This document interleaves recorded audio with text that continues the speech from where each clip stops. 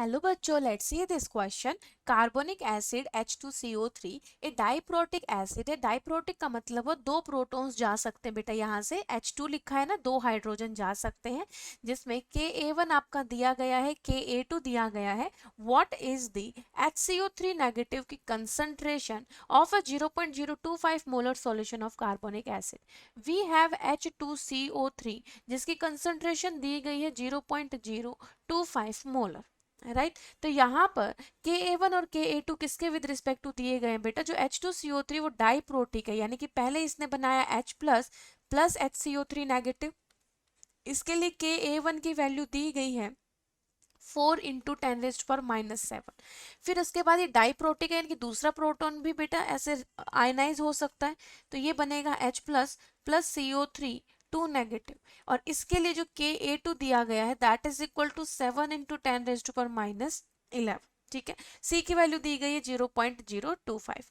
जैसा कि हमें पता है कि अल्फा का फॉर्मूला क्या होता है बेटा, under the root Ka divided by C होता है। ठीक है, तो Ka की वैल्यू फर्स्ट के लिए अगर देखेंगे तो 4 इंटू 10⁻⁻7 डिवाइडेड बाई C की वैल्यू कितनी बेटा, यहाँ पर 0.025 अंडर द रूट। ये वैल्यू किसकी आ जाएगी बेटा, यहाँ से अल्फा की वैल्यू आ जाएगी। अब देखो 0.025 को हम क्या लिख सकते हैं, इट इज 0.025, इसको हम लिख सकते हैं बेटा 25 इंटू 10⁻⁻3। ठीक है, ऐसा लिख सकते हैं। ये ऐसा है ना, डिवाइड में 1000। ठीक है, तो 10⁻�3 हो गई 25 गुना में। तो यहाँ पर ध्यान से देखिएगा, 4 into 10⁻⁻7 divided by 25 into 10⁻⁻3 and ये हो गया स्क्वायर रूट में। सो बेटा 4 को बाहर निकालेंगे तो 2 आएगा स्क्वायर रूट से, 25 को बाहर निकालेंगे 5 आएगा, 10⁻⁻7 है ये पावर, ये जब ऊपर जाएगा 10⁻⁻3 तो प्लस का हो जाएगा 10⁻⁻7 इंटू 10⁻3, तो ये कितना है बेटा 10⁻⁻4। अब 10⁻⁻4 को रूट से बाहर लेके आएंगे तो ये बनेगा 10⁻⁻2। तो आप यहाँ से देख सकते हैं ये क्या हुआ बेटा, 2 डिवाइडेड बाई 5 इन, यहाँ पर 10⁻⁻2 का मतलब क्या है, डिवाइड में 100, तो ये 500 हो गया। इसको जब सॉल्व करते तो इट इज 0.004।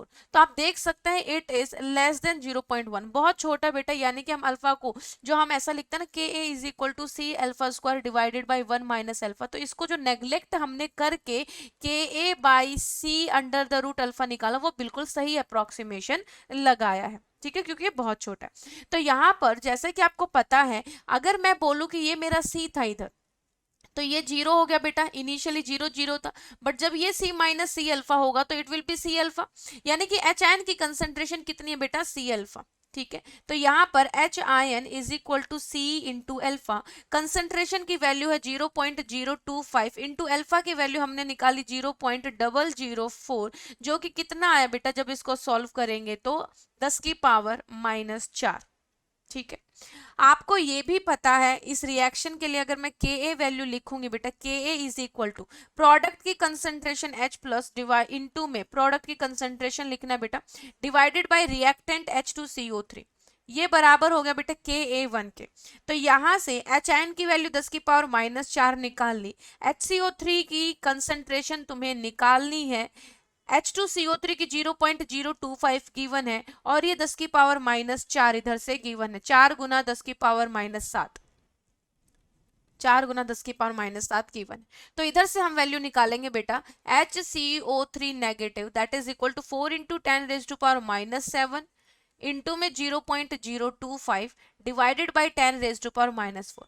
जब इसको सॉल्व करेंगे तो अगेन हमारा आंसर क्या आएगा बेटा, 10⁻⁻4। तो यहाँ पर आंसर क्या हो जाएगा, D option 1 into 10⁻⁻4। Best of luck.